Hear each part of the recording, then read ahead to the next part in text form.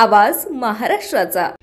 आज माझ्या वडिलांचा म्हणजे शहरातील वरिष्ठ नेते प्रवक्ते उपाध्यक्ष राजीवजी गुर्गे यांचा आज वाढदिवस। या वाढदिवसानिमित्त आपल्या शहराचे सर्व जुने कार्यकर्ते म्हणा, पदाधिकारी म्हणा, त्यांचे जुने मित्र म्हणा, हे आज सगळे इथे उपस्थित राहून त्यांनी माझ्या वडिलांना खूप चांगलं काम पुढे व्हावं जे काम केलंय, नवीन जुने सगळे अशा सर्व पुढील भविष्यातील नेत्यांनी आज इथे उपस्थिती लावली आणि या उपस्थितीबाबत मी सर्वांचे आभार व्यक्त करते।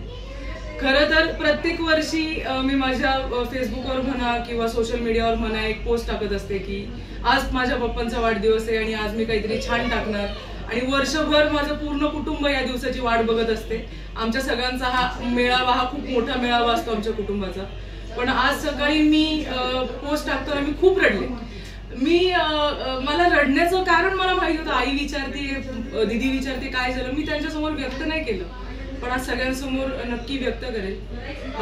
असं खंबीर नेतृत्व कोणाच्या नशिबात असणं हे खूप दैवाची कृपाच म्हणायची की माझे वडील माझ्यासोबत आहेत। माझ्या पडत्या पायरीमध्ये सुद्धा ते माझ्या सोबत उभे होते आणि माझी बिलकुल इच्छा नाही की पप्पा तुम्ही मोठं व्हावं। माझी बिलकुल इच्छा नाहीये की तुमचा बर्थडे पुढच्या वर्षी यावा।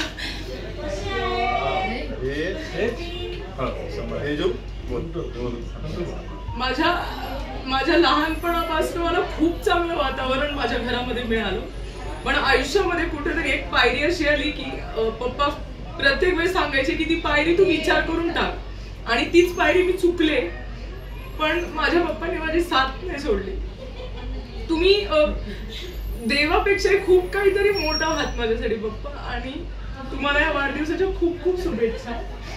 आणि पुढचा वाढदिवस तर येईलच, पण तुमचं वय वाढू नये ही माझी ईश्वरचरणी प्रार्थना।